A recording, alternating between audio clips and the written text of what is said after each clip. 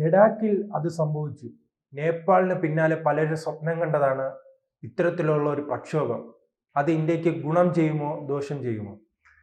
ജെൻസി എന്ന വാക്ക് പലപ്പോഴും ആവേശമാണ്, അതേപോലെ ചിലർക്കെല്ലാം ഞെട്ടലും സമ്മാനിക്കുന്നു. ജെൻസി പ്രക്ഷോഭം നേപ്പാളിൽ സംഭവിച്ചപ്പോൾ പലരും പറഞ്ഞു ഇനി അടുത്ത ഊഴം ഇന്ത്യയിലാവും. ഇത് വെറും ഒരു പ്രവചനം മാത്രമാണ്, ഇതിനൊരു ശാസ്ത്രീയമായ അടിത്തറയൊന്നും ഉണ്ടായില്ല. കാരണം നേപ്പാൾ ഇവിടെ നിൽക്കുന്നു, കെട്ടുറപ്പുള്ള ഇന്ത്യ ഇവിടെ നിൽക്കുന്നു. പക്ഷെ വൾണറബിളായ സ്വല്പം ബുദ്ധിമുട്ടുള്ള ചില മേഖലകളെങ്കിലും ഇന്ത്യയിലുണ്ട്. അത് വടക്ക് കിഴക്കൻ സംസ്ഥാനങ്ങളിലെ ചില ഏരിയാസിൽ ചില വംശീയ ഗ്രൂപ്പുകൾ ചെറിയ അസംതൃപ്തിയിലാണ്.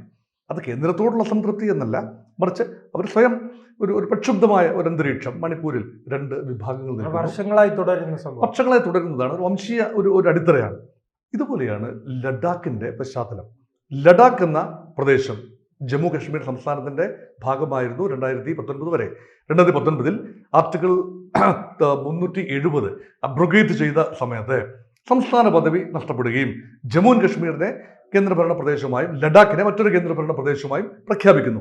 നിയമസഭ ഇല്ലാത്ത ഒരു കേന്ദ്രഭരണ പ്രദേശം, ജമ്മു ആൻഡ് കശ്മീർ നിയമസഭ ഉള്ള ഒരു കേന്ദ്രഭരണ പ്രദേശം. ഇപ്പോൾ ഒരു മുഖ്യമന്ത്രിയുണ്ട്. ലഡാക്കിന് അങ്ങനെയല്ല. ലഡാക്കിന് 2 ജില്ലകളാണ്. ഒന്ന് ലേ, മറ്റേത് കാർഗിൽ. ലേയും കാർഗിലും. കാർഗിൽ വടക്ക് ഭാഗത്തുള്ള പാകിസ്ഥാൻ അതിർത്തിയോടുള്ളതും ലേ ചൈനീസ് അതിർത്തിയോടുള്ളത്. രണ്ടും സാംസ്കാരികമായി തികച്ചും വ്യത്യസ്തമായ പ്രദേശങ്ങൾ. ഈ ലേ പ്രദേശത്ത് ബുദ്ധിസ്റ്റ് ഭൂരിപക്ഷമാണ്. ഒരു ടിബറ്റൻ സ്വാധീനം, പടിഞ്ഞാറൻ ടിബറ്റനോട് അടുത്ത് കിടക്കുന്ന ഭാഗമല്ലേ, അപ്പോൾ ചൈനീസ് സ്വാധീനമുണ്ട്, ടിബറ്റൻ സ്വാധീനമുണ്ട്. ആ ഒരു പശ്ചാത്തലമാണുള്ളത്. ടിബറ്റൻ ഒരു ഇൻഫ്ലുവൻസ് ഉണ്ട് എന്ന് പറയാം. അവിടെ ചെറിയ ജനസംഖ്യയാണ്. അതേസമയം അവിടെ ഒരു ജെൻസി പ്രക്ഷോഭത്തിന് സ്വാഭാവികമായി വളക്കൂറുള്ള ഒരു മണ്ണല്ല എന്ന് സോഷ്യൽ മീഡിയയ്ക്ക് ഒന്നും വലിയ പ്രാധാന്യമൊന്നും ഉള്ളൊരു സ്ഥലമല്ല.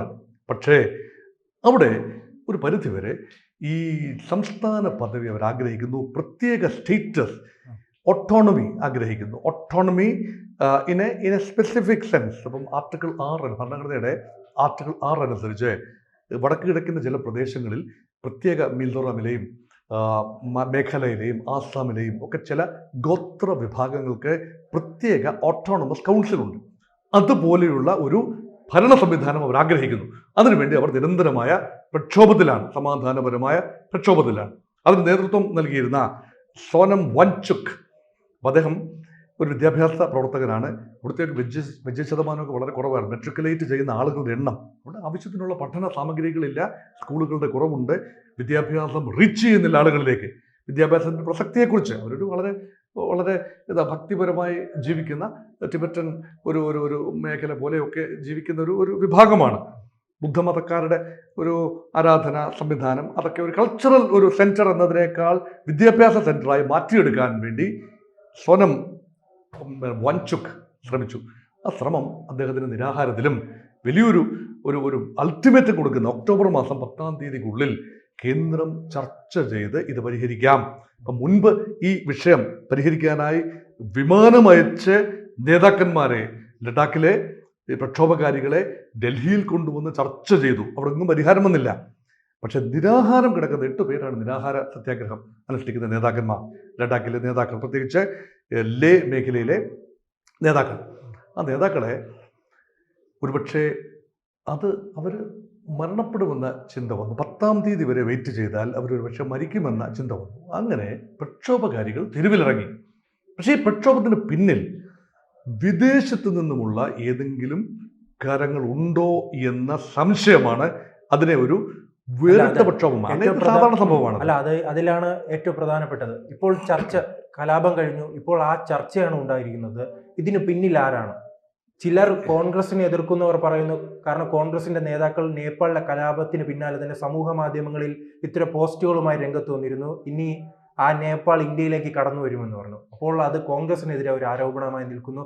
ചിലർ പറയുന്നു, സാർ ഇപ്പോൾ സൂചിപ്പിച്ചതുപോലെ തന്നെ ചൈനയുമായി അതിർത്തി പങ്കിടുന്ന ഒരു കേന്ദ്രഭരണ പ്രദേശമാണ്. അപ്പോൾ ചൈനീസ് സ്വാധീനം കൊണ്ടാണ് ഇത്തരം പ്രക്ഷോഭങ്ങൾ ഉണ്ടായതെന്ന്. അപ്പോൾ ഇതിൽ ആരാണ്, ഇതിന് പങ്കാളി ആരാണ്, ഇതിന്റെ സൂത്രധാരൻ? ഈ പാകിസ്ഥാന്റെ പങ്കാരോപിക്കാം. പക്ഷെ പാകിസ്ഥാന് കാര്യമായ സ്വാധീനമുള്ള ഇടമല്ല ലഡാക്ക്. കാരണം ലഡാക്കിന്റെ കാർഗിൽ മേഖലയിൽ ഒരു പക്ഷേ പാകിസ്ഥാനോട് അടുപ്പം ഉള്ള വിഭാഗങ്ങൾ ഉണ്ടാവാം. പക്ഷേ ലേ മേഖലയിൽ അത് ബുദ്ധിസ്റ്റ് മേഖലയാണെന്ന് നേരത്തെ സൂചിപ്പിച്ചു, ചൈനയോടാണ് അതെ. പക്ഷെ ചൈന ഇപ്പോൾ അത് ചെയ്യുമെന്ന് കരുതുന്നത് അത്ര ഒരു ലോജിക്കൽ തോട്ടല്ല. അമേരിക്കയുടെ കരങ്ങൾ ഇൻഡയറക്റ്റായി ഇതിന് പിന്നിൽ പ്രവർത്തിക്കുന്നുണ്ടോ? ഇത് സംശയങ്ങൾ മാത്രമാണ് ഈ ഘട്ടത്തിലുള്ളത്, സംശയങ്ങൾ. അങ്ങനെ സ്വാഭാവികമായി തീരെ ചെറിയൊരു ജനസംഖ്യ ഉള്ള ഒരു സ്ഥലത്ത്, അതും തിൻലി പോപ്പുലേറ്റഡ് ആണ്, അതും സ്കാറ്റേർഡ് ആണ്, അങ്ങനെ ഒരു വിഭാഗം തെരുവിലിറങ്ങി വൻ പ്രക്ഷോഭം. അപ്പോൾ ഈ കൗൺസിൽ മന്ദിരം, അത് ലെജിസ്ലേറ്റീവ് ജില്ലാ കൗൺസിൽ എന്നാണ് പറയുക, 2 ജില്ലകളാണുള്ളത്, 2 ജില്ലയ്ക്കും ജില്ലാ കൗൺസിൽ, ആ ജില്ലാ കൗൺസിൽ മന്ദിരത്തിന് മുമ്പിൽ വൻ പ്രക്ഷോഭമാണ്. അതിനടുത്തുള്ള BJP ഓഫീസ് കത്തിക്കുന്നു. അപ്പോൾ ഇതിനൊരു BJPക്കെതിരെയുള്ള നീക്കമാണോ? കേന്ദ്ര സർക്കാരിന്റെ കൗൺസിലറിനെതിരെ ഇപ്പോൾ നിലവിൽ കേസ് എടുത്തിട്ടുണ്ട്, കോൺഗ്രസിന്റെ കൗൺസിലർ. അവർ കോൺഗ്രസ് പ്രവർത്തകർ, നേതാക്കൾ ഇതിന് പിന്നിൽ പ്രവർത്തിച്ചോ? അല്ല എങ്കിൽ അവരാരുടെയെങ്കിലും വൈദേശിക ശക്തികളുടെ ഏജന്റുമാരായി അബദ്ധത്തിലെങ്കിലും ഏതെങ്കിലും കോൺഗ്രസ്സുകാരൻ അറിയാതെ തങ്ങൾ വൈദേശിക ശക്തിയുടെ ചട്ടകമാണ് എന്ന് അറിയാതെ പ്രവർത്തിച്ചുവോ? സംശയങ്ങൾ മാത്രമാണ്, തെളിയിക്കാൻ യാതൊരു സ്ഥിരീകരണമില്ലാത്ത കാര്യങ്ങളാണ്. പക്ഷേ ഇപ്പോൾ അത് അന്വേഷണ ഘട്ടത്തിലേക്ക് പോയിരിക്കുന്നു. പക്ഷേ സോനം വാങ്ചുക് തൻ്റെ നിരാഹാര സമരം നിർത്തിയിരിക്കുന്നു. ചർച്ചയുടെ പാതയിലേക്ക് വരണം. കാരണം ആത്യന്തികമായി ഒരു കാലത്ത് സംസ്ഥാനമായിരുന്ന ഇടം, ആ സംസ്ഥാന പദവി നഷ്ടപ്പെടുമ്പോൾ പ്രത്യേക സ്റ്റേറ്റസ് ഒന്നും തന്നെ ഇല്ലാതെ സ്ട്രാറ്റജിക്കലി വളരെ ഇമ്പോർട്ടൻ്റ് ആണ്. ഈ വെസ്റ്റേൺ ടിബറ്റൻ ബോർഡറിലുള്ള സ്ഥലമെന്ന നിലയിൽ ഗൽവാൻ അതിർത്തിയൊക്കെ ഉള്ള ഇടത്താണെന്ന് ഓർക്കണം. അപ്പം ചൈനയുമായി അതിർത്തി സംരക്ഷിക്കാൻ കേന്ദ്ര ഭരണം ഉചിതമാവും.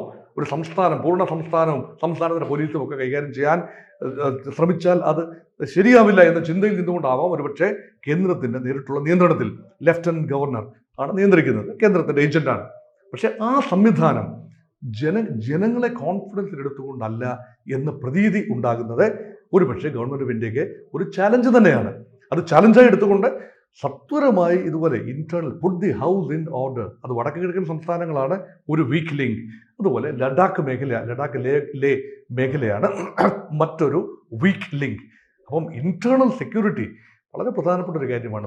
നാം ഇത് നേപ്പാളുമായി താരതമ്യം ചെയ്യുകയാണെങ്കിൽ ഇതൊരു പരീക്ഷണശാലയായി മറ്റിടങ്ങളിലേക്ക് വ്യാപിക്കാനുള്ള ഒരു സാധ്യത കാണുന്നുണ്ടോ? അതോ ആ പ്രദേശത്ത് മാത്രം ചുരുങ്ങി, അത് ആ പ്രദേശത്ത് ചുരുങ്ങാൻ സാധ്യതയില്ല, അതിന് സമീപം മറ്റൊരു പ്രദേശമുണ്ടല്ലോ ജമ്മു കാശ്മീർ, അങ്ങോട്ടും വ്യാപിക്കുമോ? സ്പിൽ ഓവർ ഇഫക്റ്റ് എന്ന് പറയും. ഇത് ഒരിടത്ത് തുടങ്ങുന്നത്. ഇപ്പം ജാസ്മിൻ റവല്യൂഷൻ, അറബി വസന്തം എന്നൊക്കെ പറയുന്ന ജാസ്മിൻ റവല്യൂഷൻ ടുണീഷ്യയുടെ തലസ്ഥാനമായ ട്യൂണിസിൽ തുടങ്ങി അത് അറബ് ലോകത്തേക്ക് മുഴുവൻ, പ്രത്യേകിച്ച് വടക്കൻ ആഫ്രിക്കയിലെ അറബ് ലോകത്തേക്ക് മുഴുവൻ വ്യാപിക്കുന്ന ഒരു കാഴ്ച കണ്ടു. എപ്പോഴും ഒരു പ്രക്ഷോഭം, ഒരു കഥാതന്തു എന്ന നിലയിൽ ഒരിടത്ത് തുടങ്ങുകയും സമീപ ഇടങ്ങളിലേക്ക് വ്യാപിക്കുകയും. ഇപ്പം ജമ്മു ആൻഡ് കാശ്മീരിൽ വലിയ രീതിയിലുള്ള സുരക്ഷാ ഒരുക്കങ്ങളാണ് ഇന്ത്യ എടുത്തിട്ടുള്ളത്.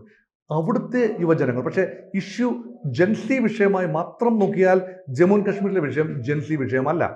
അത് വിദേശത്തു നിന്നുള്ള ഇൻഫിൽട്രേഷനും മറ്റു കാര്യങ്ങളും ഒക്കെയാണ്. അപ്പോൾ ജൻസി വിഷയം എന്ന നിലയിലാണെങ്കിൽ അത് നേപ്പാളിനോടാണ് സാമ്യം. പക്ഷേ ഇവിടെ ഭരണപരാജയത്തെക്കുറിച്ച് ഒന്നുമല്ല. യഥാർത്ഥത്തിൽ തങ്ങൾക്കൊരു കൂടുതൽ അവകാശങ്ങൾക്ക് വേണ്ടിയുള്ളൊരു ചെറിയ പോരാട്ടം അത് കൈവിട്ടു പോയി. അങ്ങനെയാണ് കൊള്ളയും കൊള്ളിവെപ്പും ഒക്കെ അവിടെ നടന്നത്.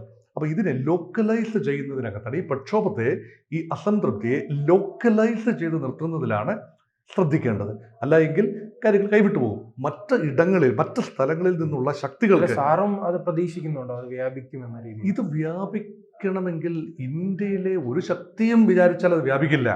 വിദേശത്ത് നിന്ന് ധനസഹായവും ലോജിസ്റ്റിക്കൽ സപ്പോർട്ടും മറ്റ് കാര്യങ്ങളും എത്തിയെങ്കിൽ മാത്രമേ ഉള്ളൂ. പക്ഷെ എത്താൻ എളുപ്പമുള്ള ഒരു ഇടമല്ല. ഇന്ത്യൻ സൈന്യം ജാഗരൂകരാണ്. അതിർത്തി ഇപ്പോൾ മുൻപത്തെ പോലല്ല, വളരെ ഭദ്രമാണ്. ചൈനീസ് അതിർത്തി, പാകിസ്ഥാൻ അതിർത്തി വളരെ ഭദ്രമാണ്. പ്രത്യേകിച്ച് ഓപ്പറേഷൻ സിന്ദൂറിനൊക്കെ ശേഷം വളരെയധികം ഒരു വാർ ഫുട്ടിങ്ങിലാണ് ഇവിടെ കാര്യങ്ങൾ. അപ്പോൾ അവിടെ അത്ര എളുപ്പമല്ല പുറത്തു നിന്നുള്ള നുഴഞ്ഞു കയറ്റങ്ങളും ഒക്കെ. പക്ഷേ സോഷ്യൽ മീഡിയ ഇൻഡ്യൂസ്ഡ് റെവല്യൂഷൻ എന്ന നിലയിൽ കൂടി ഇത് വന്നാൽ രാജ്യത്തിന് ഇതര ഭാഗങ്ങളിലേക്ക് ഇതിൽ നിന്ന് ഊർജം കൊള്ളുന്ന ഒരു ചെറിയ വിഭാഗമെങ്കിലും പലയിടങ്ങളിലും കാണുമല്ലോ. രാജ്യവിരുദ്ധ ശക്തികൾ പലയിടത്തും തലപൊക്കാൻ ഇത് കാരണമാകാൻ പാടില്ല. അതുകൊണ്ടാണ് ഈ വിഷയം ചർച്ചകളിലൂടെ പരിഹരിക്കേണ്ടതാണ്. ഒരു ബലപ്രയോഗത്തിലൂടെ, ലഡാക്കിലെ ചെറിയൊരു ജനം ഒരു ബലപ്രയോഗത്തിലൂടെ പരിഹരിക്കേണ്ട ഒരു വിഷയമേ അല്ലത്. ഇതൊരു ചെറിയൊരു വിഷയമാണ്. സൂചി കൊണ്ട് എടുക്കേണ്ടതിന് തുമ്പ കൊണ്ട് എടുക്കേണ്ട അവസ്ഥയിലേക്ക് വരാതിരിക്കട്ടെ എന്ന് മാത്രം ആശിക്കാം. കൂടുതൽ വാർത്തകളും വിശേഷങ്ങളും നിങ്ങളിലേക്ക് എത്താൻ ABC മലയാളം സബ്സ്ക്രൈബ് ചെയ്യുക, ബെൽ ബട്ടണും അമർത്തുക.